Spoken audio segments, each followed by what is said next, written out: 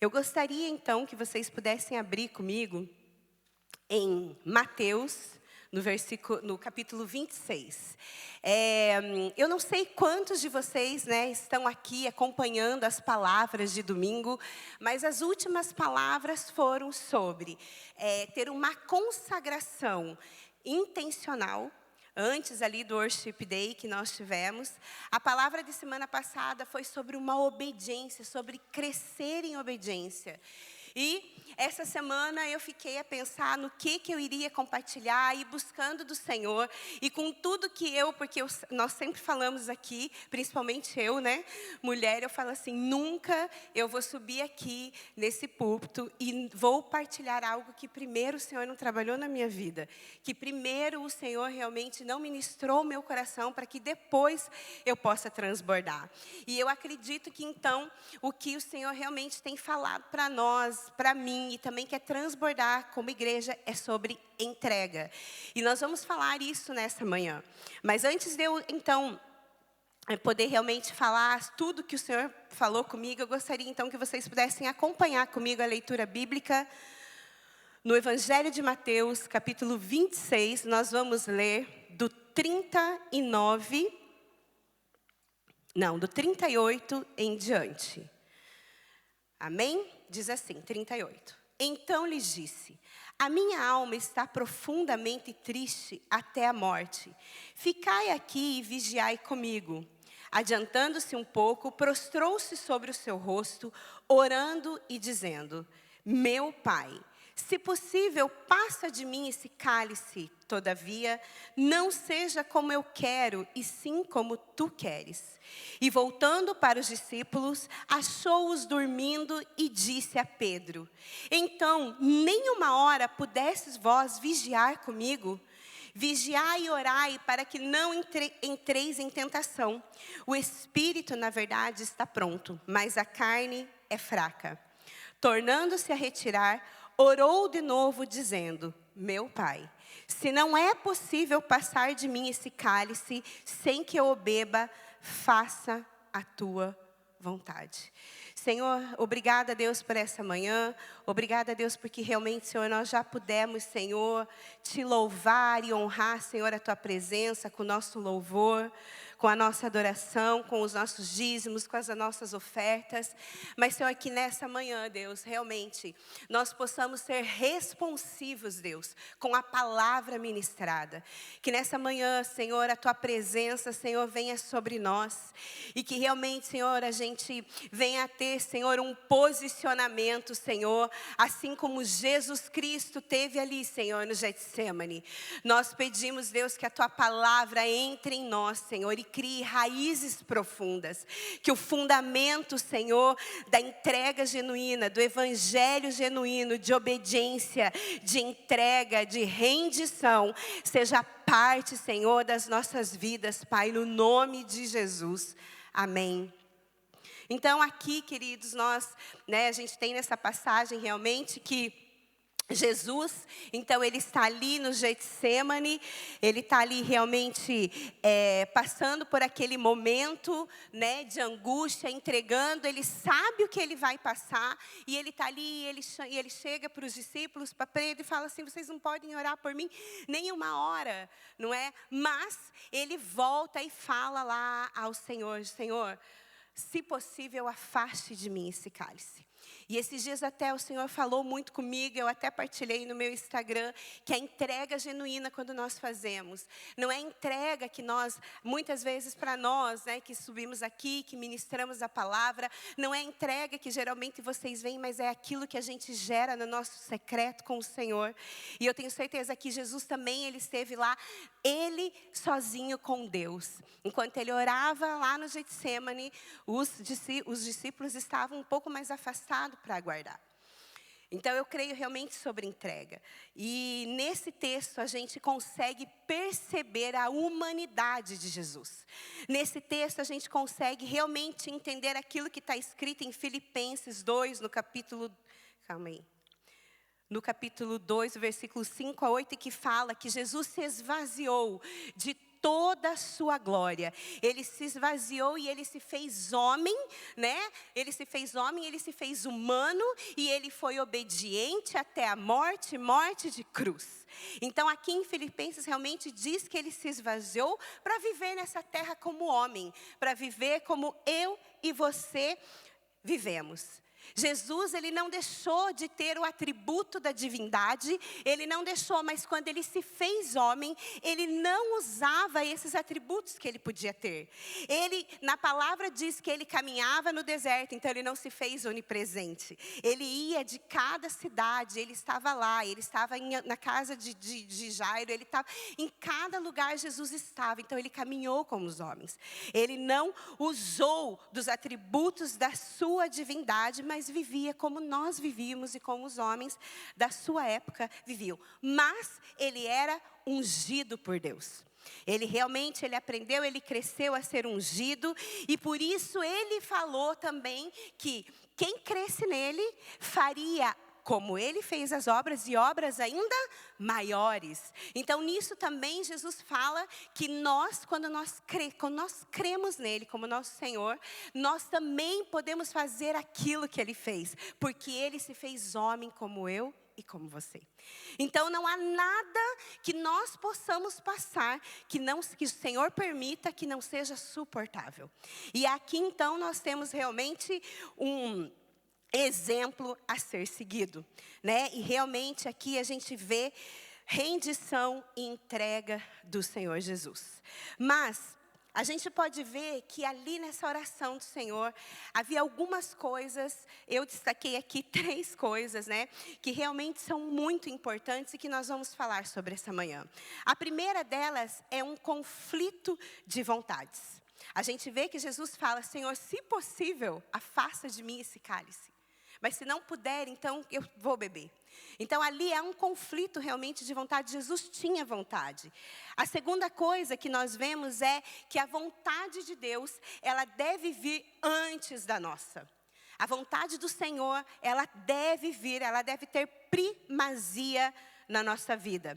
E o terceiro ponto é aprendendo a entregar totalmente sem reservas. E essa então é o título da minha palavra nessa manhã. Uma entrega total, né? Uma entrega total confiando sem reservas.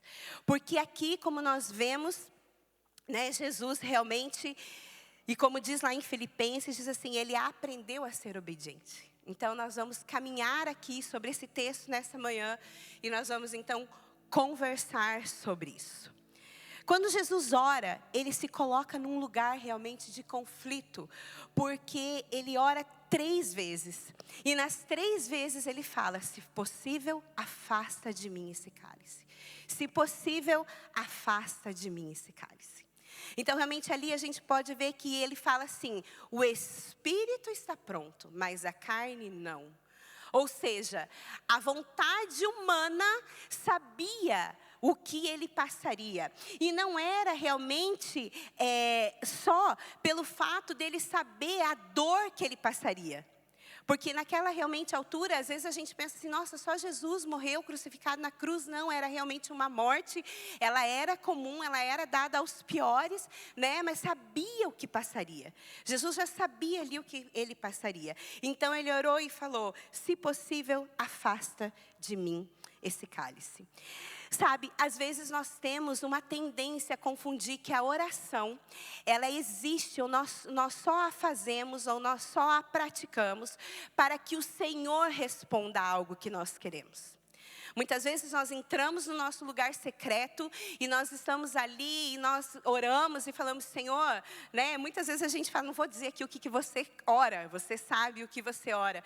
Mas muitas vezes a gente entra nisso, só que se há alguma verdade nisso, a gente também precisa entender que a oração não é apenas um meio da qual eu consigo o que eu quero do Senhor, mas ela também é a oração aonde Deus consegue de nós o que Ele quer.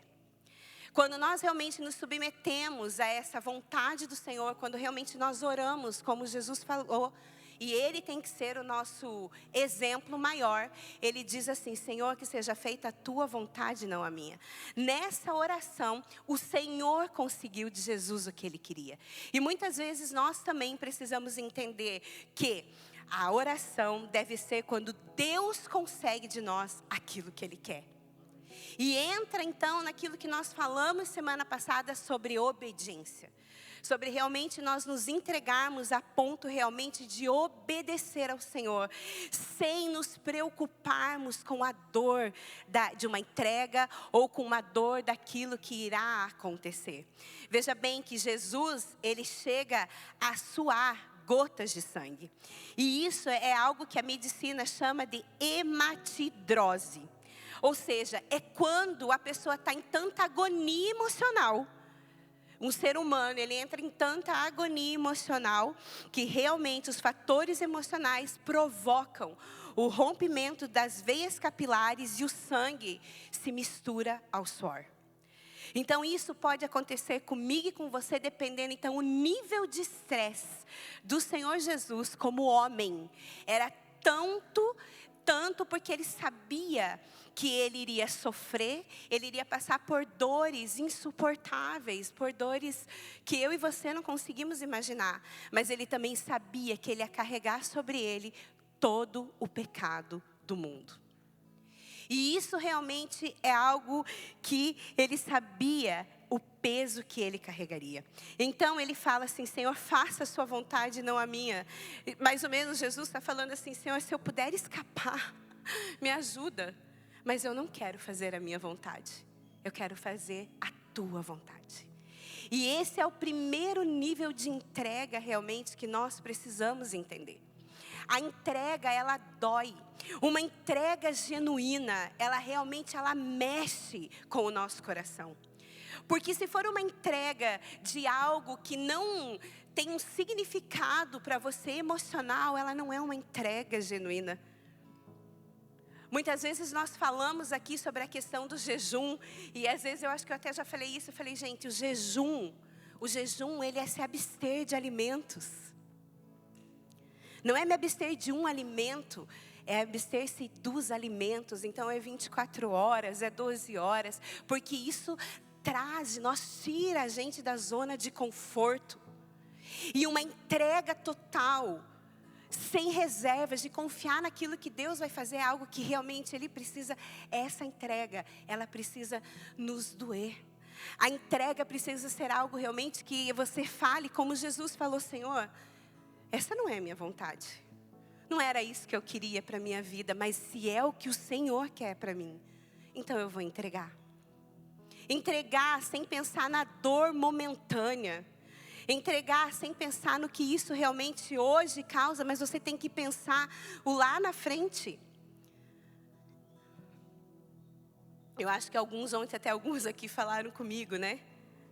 Sobre a questão realmente de entregar as coisas. Essa semana eu orei e falei assim: nossa Deus, eu acho que tem tantas coisas, né, que eu já entreguei, que eu já abri mão, que eu já sofri, que eu já chorei, e que eu já falei: Senhor, essa daqui não era a minha vontade, mas eu quero fazer a tua vontade. E o Senhor falou comigo, e ainda muitas mais coisas que eu vou pedir. E eu falo: amém, Senhor, eu estou pronta, porque o meu sim já foi lá atrás. Então realmente nós precisamos entender que a nossa entrega, ela precisa ser uma entrega total, uma entrega de não a nossa vontade, uma entrega que muitas vezes doa. E nós precisamos entender que a vontade de Deus, ela deve vir antes da nossa vontade humana. Lá em Tiago, no capítulo 4, do 13 ao 16, diz assim: atendei agora vós que dizeis: hoje ou amanhã iremos passar para a cidade tal, e lá passaremos 1 ano e negociaremos e teremos lucro. Vós não sabeis o que sucederá amanhã. Que é a vossa vida? Sois apenas como neblina que aparece por um instante e logo se dissipa. Em vez disso, deveis dizer: se o Senhor quiser, não só viveremos, como também faremos isso ou aquilo. Agora, entretanto, vós jactais das vossas arrogantes pretensões. Toda jactância ou orgulho, como está escrito ali, semelhante a essa é maligna. Então veja aqui que o Senhor está dizendo assim, Tiago está dizendo ali, vocês não sabem o que vai ser da tua vida amanhã. Não adianta você dizer assim, eu vou fazer isso amanhã, ou eu vou fazer aquilo amanhã. Porque se você não perguntar em primeiro lugar, Senhor, que seja feita a sua vontade. Se Deus quiser, eu irei para esse lugar amanhã. Se Deus quiser, eu mudarei de emprego. Nós realmente precisamos entender que aqui, o que ele está dizendo é assim, nós somos apenas neblina. Que aparecemos, logo sumimos, né? E o Senhor realmente sabe aquilo, que tudo aquilo que a gente pretende é orgulho. E que logo vai passar. E nós hoje, infelizmente, nós temos uma tendência de primeiro resolver as coisas da nossa maneira, do jeito que nós achamos que é o certo. Porque muitas vezes nós achamos assim, só porque... Inclusive tem um livro para vender aqui na livraria que fala assim, do bem ou de Deus. Não é só porque as coisas lhe parecem bem que elas vêm de Deus para a sua vida. Então nós precisamos parar e entender que nós não podemos falar assim, amanhã eu vou. Não, é se Deus quiser. Nós realmente precisamos colocar a vontade de Deus antes dos nossos próprios planos. É mal ter planos, sonhar? Não, é claro que não. Mas nós precisamos saber que o Senhor Deus tem um plano personalizado para mim e para você.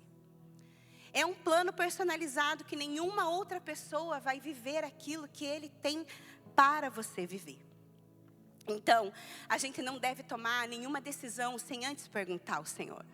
E isso, sabe, meus amados irmãos, é nas coisas básicas de como. Aonde o Senhor quer que eu more?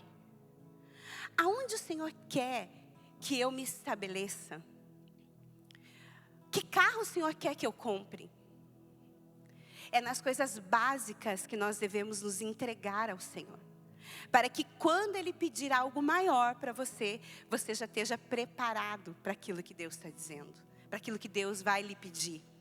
Então, nós realmente precisamos entender que a vontade do Senhor deve ser feita antes da nossa. Qualquer decisão que nós formos tomar, nós realmente precisamos antes perguntar ao Senhor. Porque hoje em dia a gente age assim, a gente primeiro resolve o que a gente quer e depois a gente vai e pede, Senhor, abençoa isso daqui. Ou muitas vezes nós como pastores chegamos aqui, as pessoas chegam e falam assim, olha, eu resolvi, sei lá, vou pegar aqui, eu resolvi que eu vou vender a minha casa. Então eu já coloquei para vender, já tem algumas propostas, o Senhor pode orar por mim? Assim, a gente vai orar, né? Por educação, por ética. Mas, às vezes a gente pergunta, será que essa pessoa consultou o Senhor antes disso? Porque a gente já viu tantas coisas lá na frente, tomadas atitudes assim impensadas, ou pensando só nas circunstâncias do agora, que deram errado ali na frente. O próximo passo não deu certo. Só que quando a gente realmente coloca o Jesus, o Deus, como na frente daquilo, e antes de nós tomarmos a decisão, a gente fala, Senhor, me dá os sinais, eu posso avançar? Eu não posso avançar? O que o Senhor está querendo me dizer com todas essas circunstâncias que estão aparecendo? E entra aí então a questão realmente de nós nos aquietarmos na presença de Deus e escutarmos aquilo que Ele fala. Porque em Provérbios 16, né, de 1 ao 3... Provérbios 16, de 1 ao 3 diz assim, o coração do homem pode fazer planos, mas a resposta certa dos lábios vem do Senhor. Todos os caminhos do homem são puros aos seus olhos, mas o Senhor pesa o espírito. Confia o Senhor as suas obras e os teus desígnios serão estabelecidos. Queridos, não é errado, como eu já disse, não é errado você fazer planos.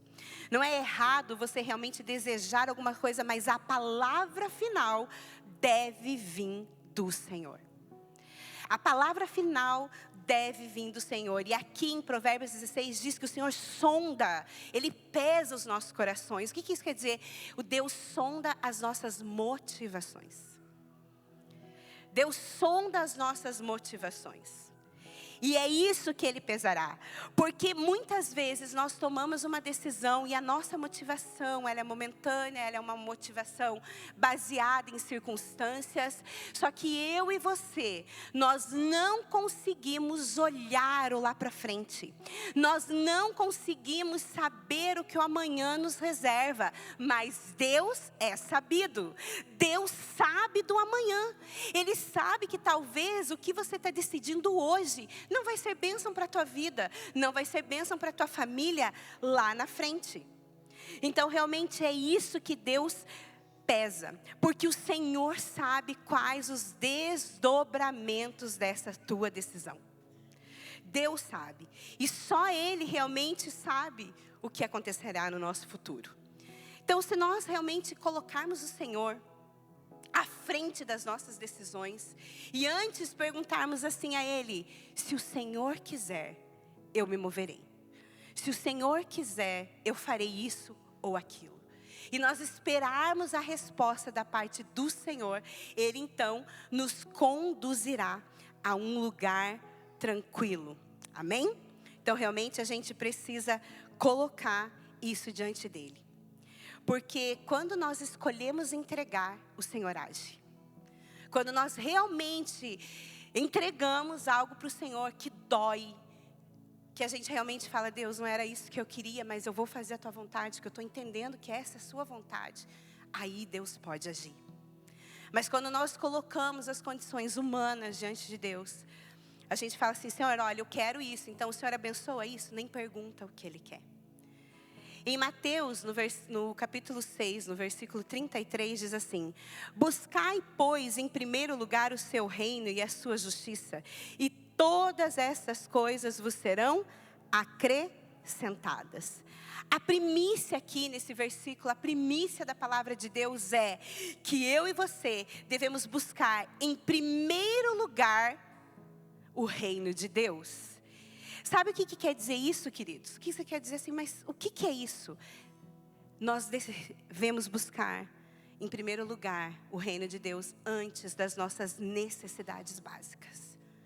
Antes daquilo que nós vamos comer, daquilo que nós vamos vestir, em primeiro lugar é o reino de Deus. E aí talvez você pode falar, mas o que significa isso, o reino de Deus? O reino de Deus, ele custa tudo que nós temos. O reino de Deus, ele custa tudo que nós temos. Em Mateus 13, não precisa abrir comigo, só acompanhar aqui. Do capítulo 44, ao 46, nós temos duas parábolas ali que o Senhor fala a mesma coisa. O Senhor fala: o reino dos céus é semelhante a um tesouro oculto no campo, o qual certo homem, tendo achado, escondeu. E transbordante de alegria vai, vende tudo que ele tem e compra aquele campo. Depois tem a outra parábola da pérola. O reino dos céus é também semelhante a um que negocia e procura boas pérolas. E tendo achado uma pérola de grande valor, vende tudo o que possui e a compra. O reino de Deus nos custa tudo. E o reino de Deus deve ser prioridade em nossas vidas.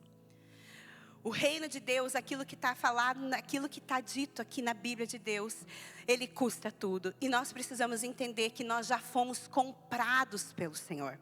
Amém? Hoje, muitos dias nós falamos: o Senhor é meu Senhor e Salvador.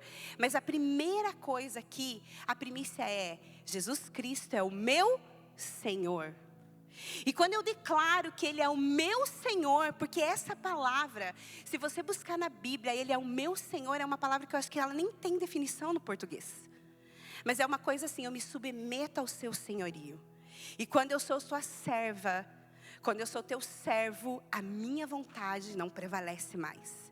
Mas o que prevalece é a tua vontade. Eu me faço servo por amor.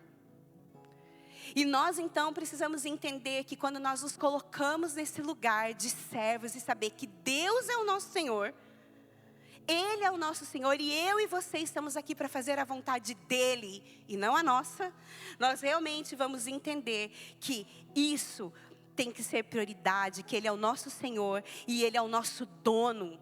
E por isso nós entregamos a nossa vontade a Ele. Todo o controle da minha e da sua vida deve ser do Senhor. Assim nós nos rendemos realmente ao senhorio de Deus. E assim nós abrimos mão de tudo. E não é o contrário, como muitos têm pregado por aí. Não é o contrário, Deus não é o nosso servo. Ele não está aqui para satisfazer as nossas vontades humanas.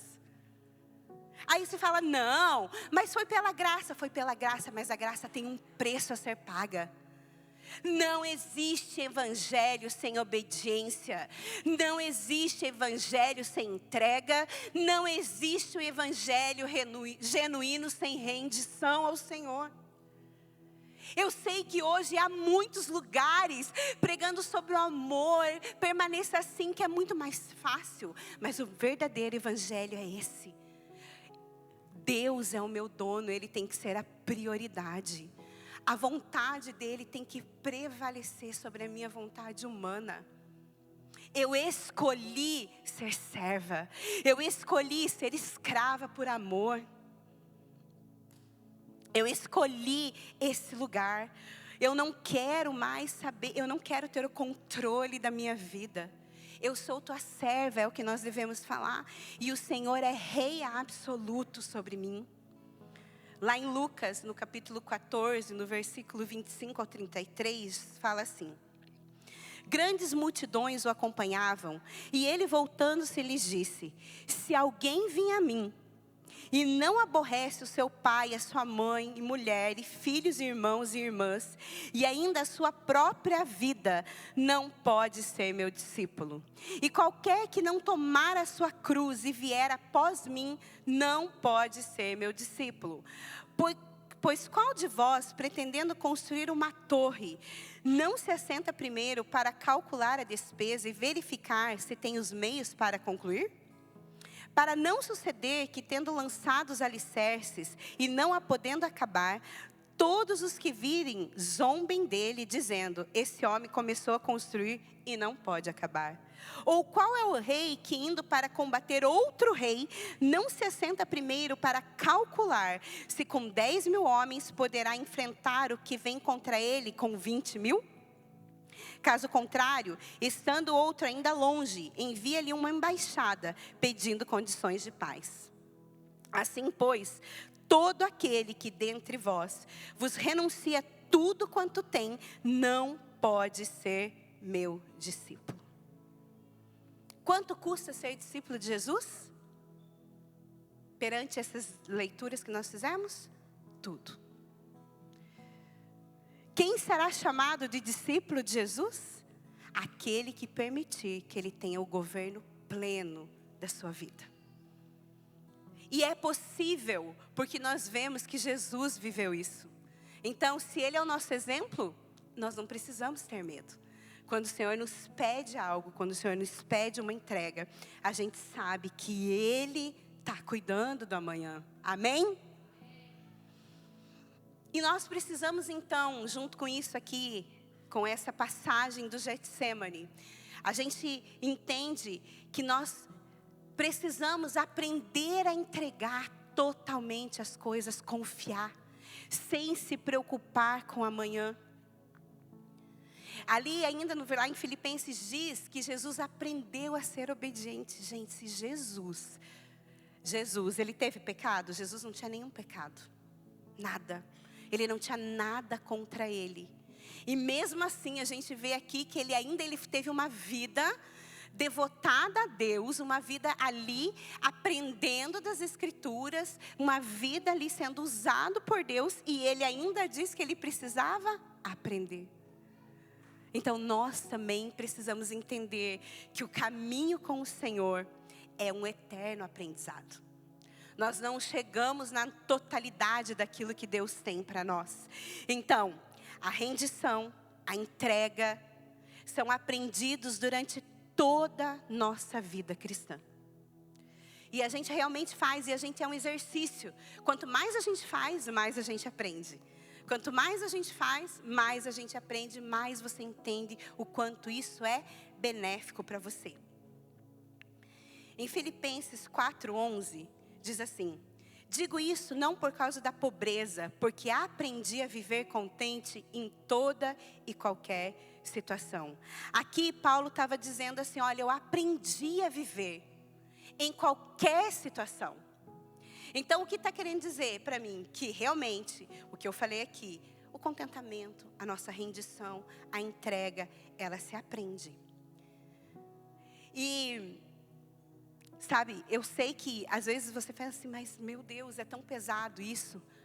Mas quando nós compreendemos que se nós realmente buscarmos ao Senhor com intencionalidade do nosso coração, se nós realmente aprendermos a obedecer a Deus, se nós aprendermos a confiar ao Senhor e em primeiro lugar buscar o reino dos céus, as outras coisas nos serão acrescentadas.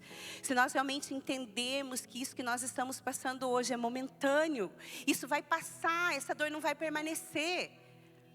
E nós realmente entregarmos, a gente pode ter a certeza que lá na frente nós veremos a bênção e a manifestação da bênção do Senhor sobre nós, sobre a nossa casa. Amém? Então, em Hebreus 5, 7-9 diz assim: Ele, Jesus, nos dias de sua carne, ou seja, enquanto Ele estava aqui, no meio de nós, vivendo como homem, Ele, tendo oferecido com forte clamor e lágrimas, orações e súplicas, a quem o podia livrar da morte, e tendo sido ouvido por causa da sua piedade. Então aqui, mais uma vez, reitero o que eu falei no começo. A vontade humana de Jesus estava escrito aqui, ó, Ele buscou a quem o podia livrar da morte, que era o Senhor. Mas Ele aqui, na sua humanidade, Ele foi ouvido, no 8. Embora sendo filho, aprendeu a obediência pelas coisas que sofreu. E tendo sido aperfeiçoado, tornou-se o autor da salvação eterna para todos os que eles lhe obedeçam, tendo sido nomeado por Deus. E aí vai falando. Queridos, então aqui realmente nós vemos que Ele aprendeu a obedecer. Ele sempre foi obediente. Ele sempre foi obediente, a gente não vê ali, mas ele precisou crescer em meio à obediência, na hora dos conflitos que ele passou. Ele precisou aprender, né, a abrir mão de tudo aquilo. Na hora, ele precisou abrir mão da sua vontade em prol de fazer a vontade do outro. Em prol realmente de fazer aquilo que Jesus, que o Senhor estava pedindo para ele. E por causa da obediência de Jesus, obediência até a morte, eu e você podemos estar assentados aqui, crendo na nossa plena salvação. Amém? E isso é um motivo realmente de muita alegria. Então Jesus realmente, Ele teve esse conflito interno, Ele foi até o fim. E isso realmente expande o nosso entendimento, de realmente percebermos que se o próprio Jesus, que jamais havia pecado, Ele nunca quebrou nenhum mandamento sequer. Nunca quebrou nenhum mandamento sequer, ainda estava precisando aprender a obediência em outros níveis. Aí eu pergunto, e nós? Será que nós não temos outros níveis de entrega a aprender com Jesus? Querido, Jesus, Ele cumpriu a lei, Ele cumpriu o que estava lá nos mandamentos, mas o Senhor Deus estava falando, Jesus, a partir de você, a lei ela foi cumprida e você trará um novo tempo, um tempo da graça, um tempo da manifestação do meu Espírito Santo.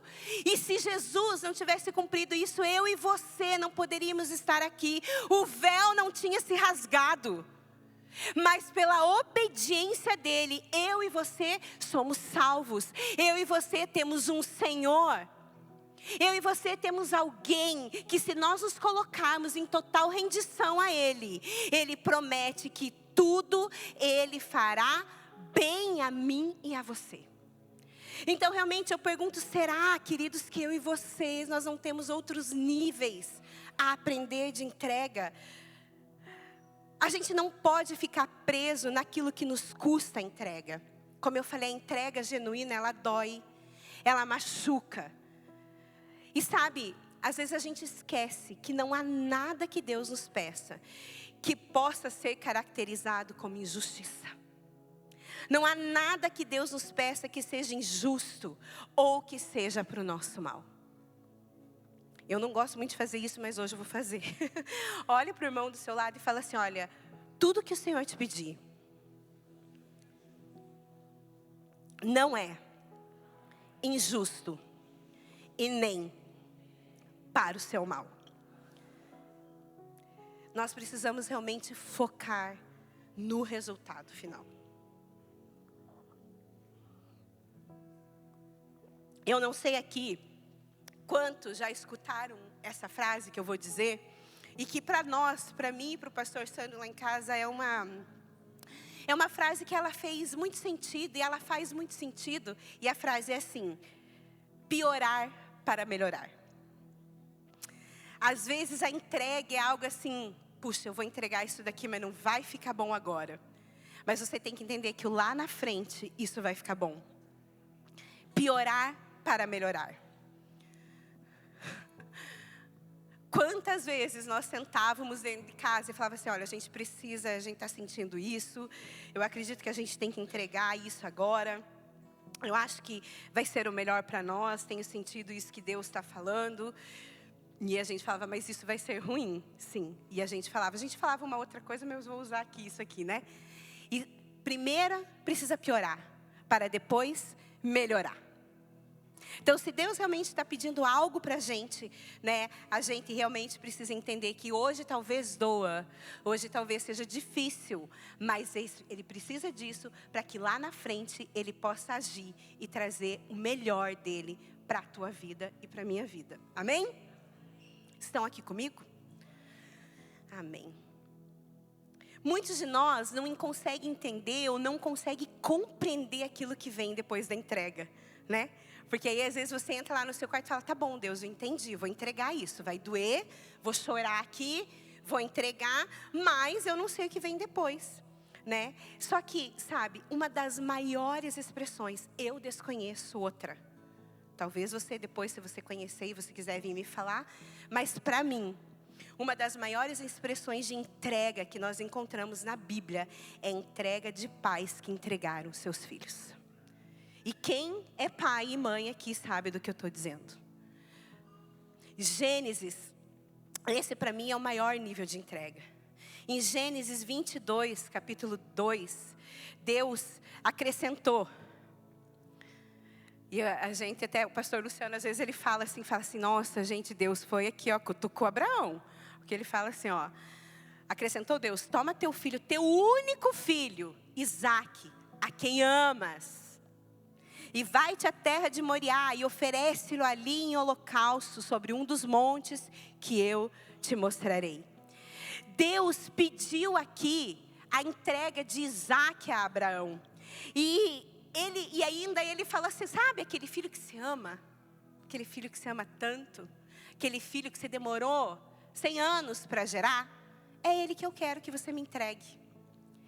E então, Abraão entregou, mas sabe, queridos, Abraão, ele não focou na perda de Isaque, mas ele focou na promessa que Deus tinha feito para a vida dele. Porque se Deus tinha prometido, Abraão, eu farei de você um pai de grande nação, através de você todas as famílias serão abençoadas. Ele se apegou nisso, ele falou, como assim? Deus está me pedindo meu filho, então que através dele as gerações irão se multiplicar. Não, eu vou me apegar nisso. Eu vou entregar e Deus vai prover. E Abraão, então, ele se apegou nisso, ele se focou na promessa. E ele disse, Deus, eu aqui, né, parafraseando Abraão. Senhor, eu vou te entregar tudo, eu não vou te negar nada. Se o Senhor está me pedindo, eu vou entregar. E sabe, queridos, há determinadas entregas que nós praticamos porque Deus pede. E aqui eu vou falar rapidamente sobre 3 tipos de entrega, para nós aprendermos a confiar sem reservas. Essa entrega de Isaque, o Senhor pediu a Abraão. Aquilo que ele mais amava, Deus pediu, para provar o coração de Abraão. Então, realmente, Abraão, ele focou. E eu não sei você, mas algumas vezes, eu já fiquei indignada, porque algumas vezes eu falava assim, Deus, mas o Senhor só pede isso para mim. O Senhor não pede ali para a Dani, não pede ali para a Josiane, para a Ana, as coisas. O Senhor só pede essas coisas difíceis para mim. Não sei você, mas às vezes eu tenho esse tipo de conversa com meu pai. Falo, Senhor, isso é difícil de entregar. Mas amém. Só que realmente a gente precisa entender, né, que se Ele é soberano e a gente obedece, aí sim a gente vai colher o fruto da entrega. Assim como Abraão. Deus pediu, Abraão falou, não vou te negar nada, eu vou entregar. Mas ele não ficou preso na perda, na dor momentânea. Ele só focou na promessa que Deus tinha para ele. E ele foi e Deus proveu. Então muitas vezes é isso. E quantas vezes nessas orações que eu tive com o Senhor, eu falava, hoje eu vejo muitas coisas que nós colhemos pelas nossas entregas. Onde doeu, choro, entregas mesmo de muitas coisas. Então essa é realmente o primeiro. Depois nós temos Moisés. A entrega de Moisés, dos pais de Moisés.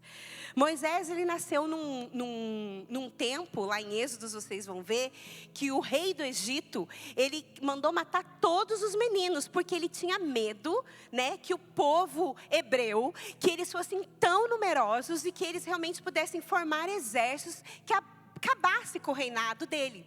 Então ele falou assim, ó, mata todos os primogênitos joga no Nilo. Todos eles eu quero que jogue lá.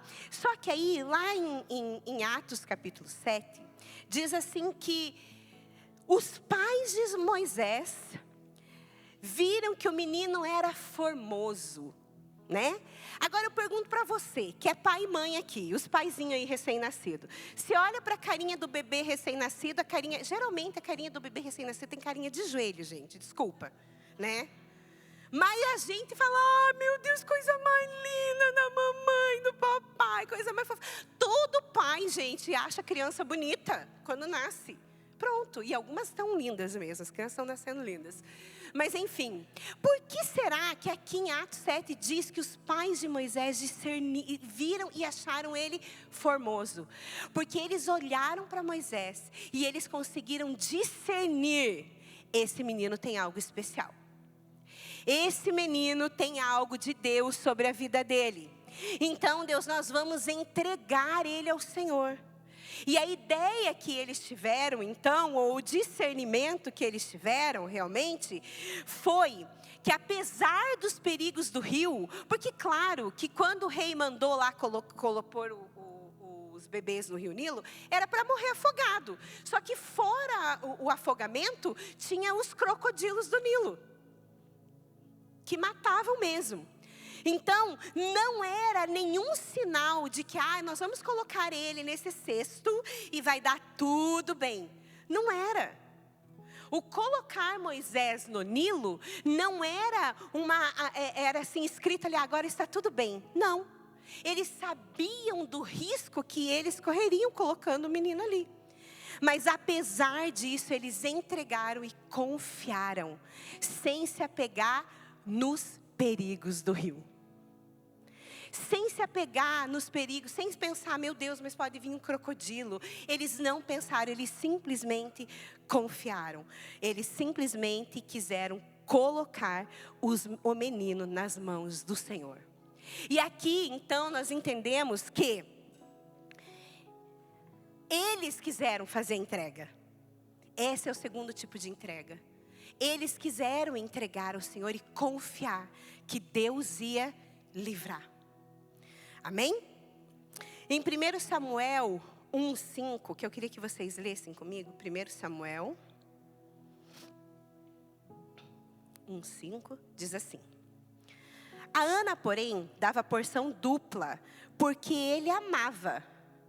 Ainda assim, ainda que o Senhor a houvesse deixado estéril. Então, olha essa parte assim. O Senhor a amava. Mesmo assim, ele a deixou estéril. Então aqui está dizendo, Deus amava Ana, mas ele impediu que Ana tivesse filhos.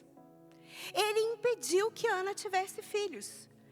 E ali então, só que Ana, ela viveu debaixo de muitos anos, debaixo de humilhação. Porque ali no contexto, né, da cultura da época, quem não tinha filho era considerado uma pessoa que não tinha serventia, uma mulher que não servia para nada. Então ela passou durante muito tempo debaixo da humilhação da outra mulher, que podia ter filho e muitos filhos, né? E tudo isso realmente ela passava. Então ela sofreu tanta humilhação, que então ela começou a buscar o Senhor e falar, Deus, me dá filho, eu não estou pedindo um menino, eu quero filho.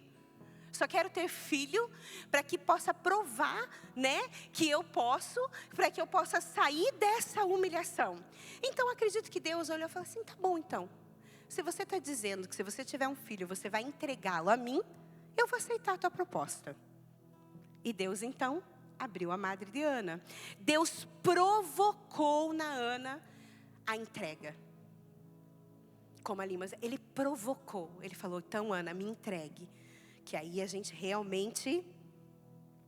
eu realmente vou fazer isso. Então, sabe, queridos, a bondade de Deus, ela nos leva realmente a esse nível de nos entregarmos, de realmente nós entendermos que quando Deus nos pede algo, ou quando nós entendemos que isso aqui está me atrapalhando na minha vida cristã, isso aqui está me atrapalhando, eu vou entregar, Senhor. Eu vou entregar então isso aqui que está me atrapalhando. Eu vou entregar diante de Ti. E depois, Deus, a hora que eu entregar, o Senhor me abençoa, como Ana fez. Mas se eu tiver a Tua benevolência, se eu tiver a Tua bênção, eu vou entregar essa bênção para o Senhor. E o Senhor vai usar como lhe aprouver. E o que eu acho mais lindo nessas histórias todas é que todos esses pais e todas essas mães, eles entregaram o seu bem mais precioso para que o Senhor conduzisse a vida de cada um deles. Como eu disse lá no começo, eu já estou indo para o final. Pode vir, vou chamar ali. Como eu disse no começo, não existe um cristianismo destituído de obediência, de entrega. Sabe, queridos, por quê? Porque muitas vezes nós precisaremos de tempo para adquirir essa maturidade no Senhor. De entrega total, de confiar sem reservas, de entender que o agora dói, mas o lá na frente é que eu vou conseguir ver a bênção da entrega de hoje. O teu posicionamento de hoje, ele vai determinar o teu futuro. O posicionamento, a entrega que você fizer hoje vai determinar a bênção que vocês terão daqui para frente. A pergunta é, assim como Jesus, será que tem um novo nível de entrega que Deus está lhe pedindo essa manhã? Será que tem um novo nível onde realmente você queira falar, Senhor, eu vou te entregar, apesar de doer, eu vou lhe entregar? Será que o Senhor está falando com você, falando, olha, deixa eu ser o teu Senhor. Se coloca realmente debaixo do meu senhorio. Nessa manhã, o que o Senhor falou com você? Realmente comece a orar e pedir ao Senhor que o Espírito Santo dele venha a confirmar aquilo que você já ouviu nessa manhã.